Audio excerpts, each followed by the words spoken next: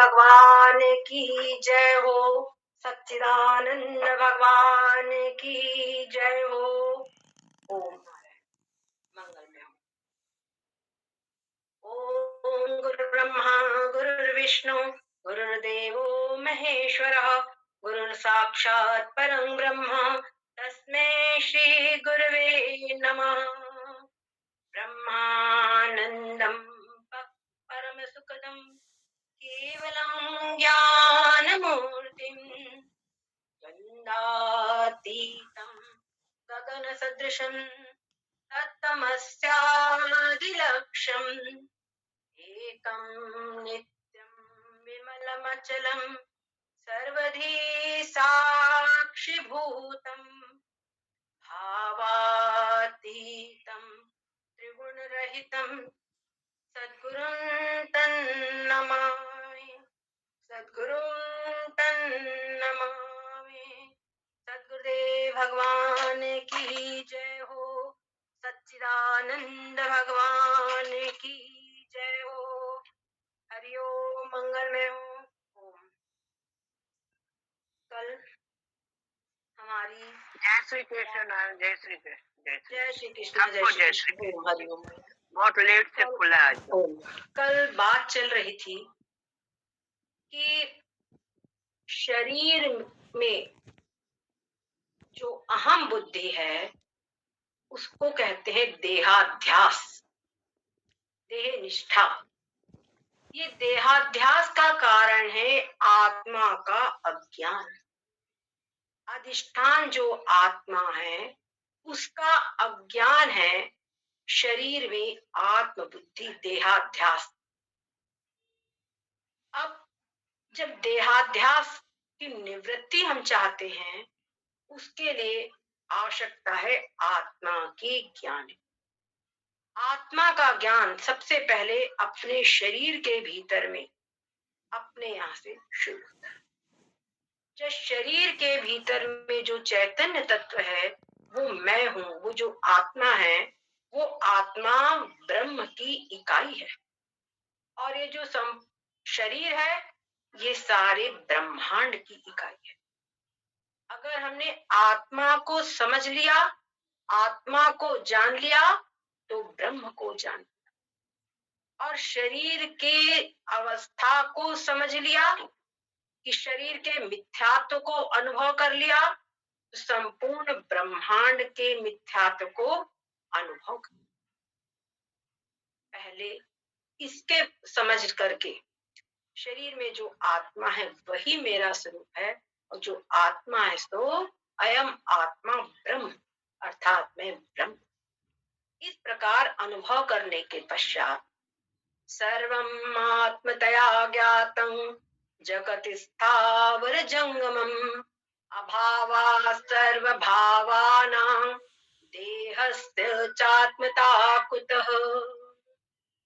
सर्वम सब कुछ, सब कुछ है ना, सब कुछ, कुछ भी शेष न रह जाए। सब कुछ जो भी हमको ग्रहण होता है किसी भी इंद्रिय के द्वारा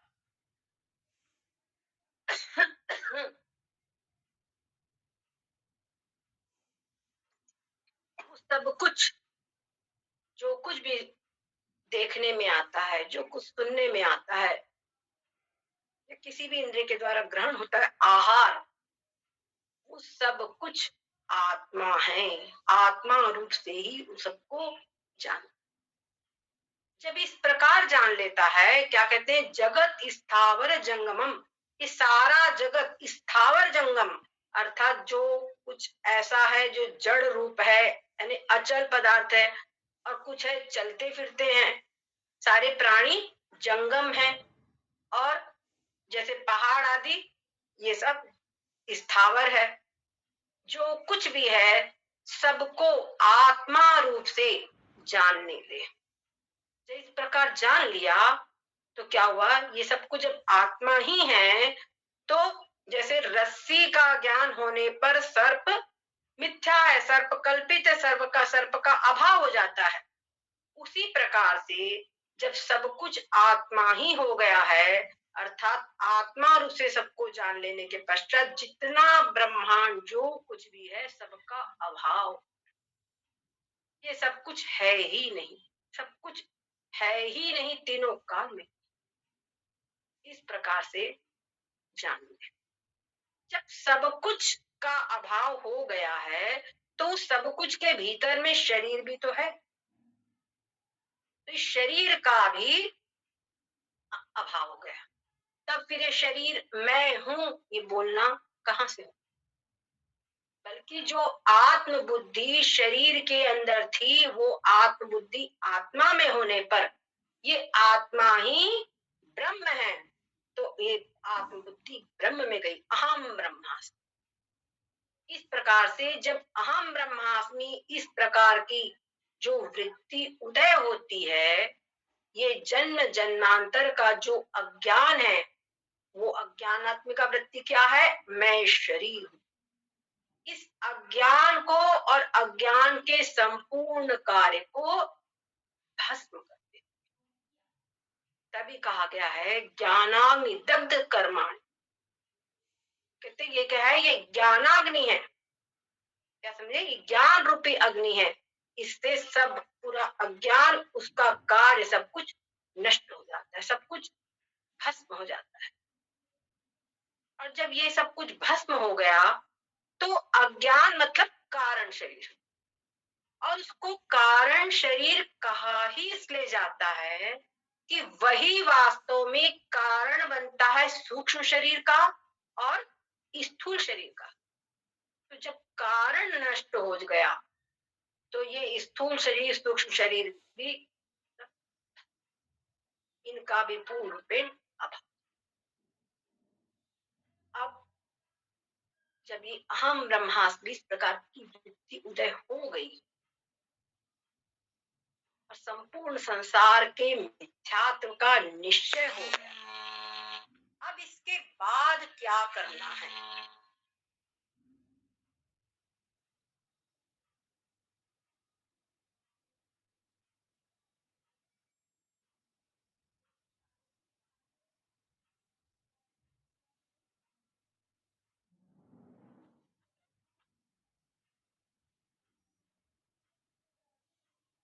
हाँ।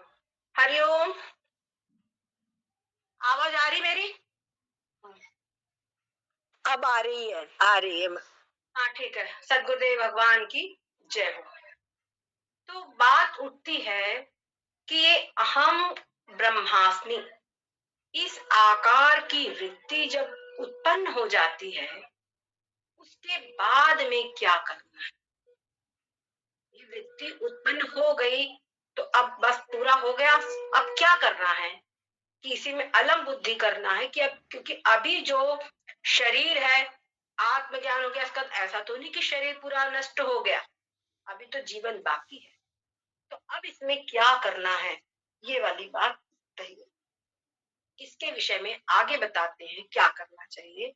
कहते हैं आत्मानं सततं जानन् कालं नय महाद्युते प्रारब्धमखिलं भुञ्जन् नोद्वेगं कर्तुमर्हसि।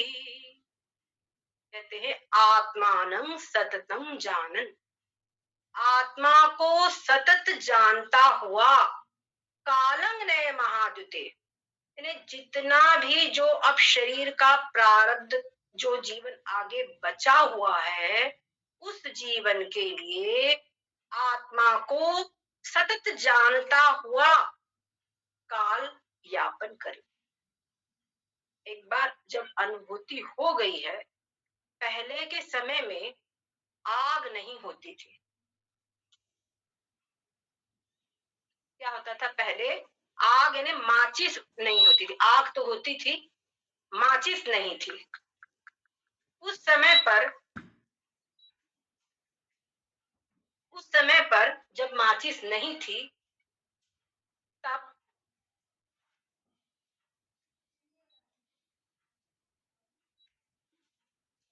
लोग अपने पड़ोसियों के यहाँ से आग लेकर के आते थे।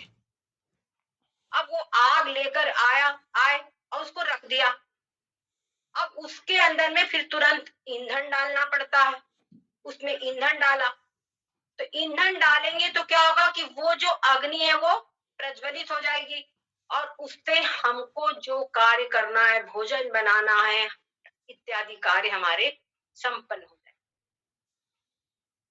और यदि मान लो उस अग्नि को लाए और रख दिए, उसमें ईंधन नहीं डाले, तो क्या होगा?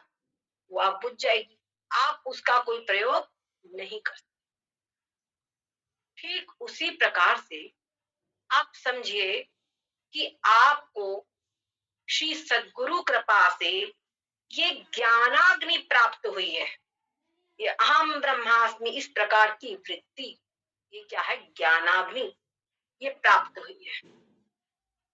ये जो अग्नि हमको प्राप्त हुई है, इसमें अब हम अगर ईंधन डालेंगे तो ये अग्नि प्रज्वलित हो जाएगी और मनोनाश, वासना क्षय करेगी। समझे? मनोनाश, वासना क्षय करेगी, और साथ साथ में हमको बढ़िया सुंदर जीवन मुक्ति के आनंद को प्रदान करेगी। समझ रहे हैं ना? और यदि मान लो हमने इसको सुना और धर दिया, अपने रोज के व्यवहारिक कार्यों में पूर्ण तीव्र गति से लग गए, तो क्या होगा? बस चली जाएगी। आप देखिए, हम आपको एक उदाहरण दे रहे हैं। अर्जुन को भगवान श्री कृष्णचंद्र जी ने श्रीमद् भगवत गीता का उत्तम ज्ञान दिया। कब दिया? युद्ध के प्रारंभ में। अर्जुन ने सुना, लेकिन उसको सुनने के पश्चात उनको धारण भी किया, लेकिन उसके पश्चात वो युद्ध जैसे घोर कर्म में लग गए।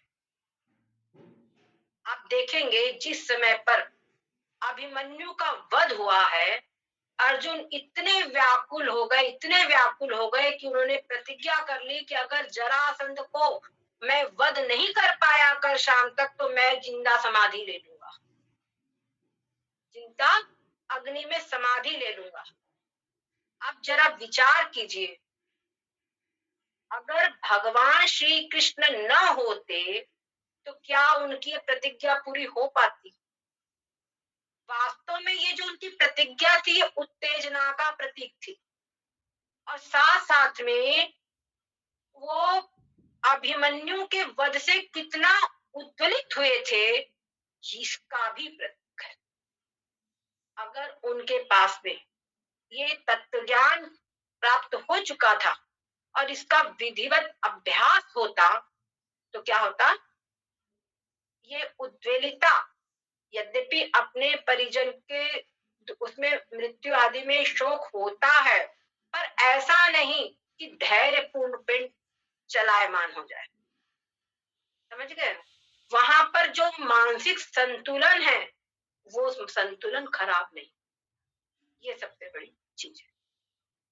और फिर उसकी निष्ठा पर है, किस डिग्री तक निष्ठा है उसकी, और जो नुकसान हुआ है उसमें उसकी कितनी आसक्ति थी, अभिमन्यु में उनकी कितनी घोर आसक्ति थी, ये सब बातों पर भी ये चीज निर्भर करती है। तो ये जिज्ञासु के अनुसार होगा, साधक किस डिग्री का है इस पर निर्भर है। परंतु हमारे कहने का जो अभिप्राय है वो यही है कि जब हमको ये ज्ञान रूपी अग्नि, ये जो वृत्ति अगर प्राप्त होती है, तो इसके अंदर में हम ईंधन डालें। इसके लिए हम घोर पुरुषार्थ कहें। हमारे यहाँ कहा गया है, धर्मार्थ का मोक्षार्थेषु चतुर्विध पुरुषार्थेषु मोक्ष एवं परम पुरुषार्थ। धर्म, अर्थ, काम, मोक्ष, इन चार पुरुषार्थों में से मोक्ष परम पुरुषार्थ है, और परम पुरुषार्थ है ने सबसे बड़ा पुरुषार्थ है ये, और इसकी प्राप्ति के लिए भी परम पुरुषार्थ अर्थात परम परिश्रम की आवश्यकता है।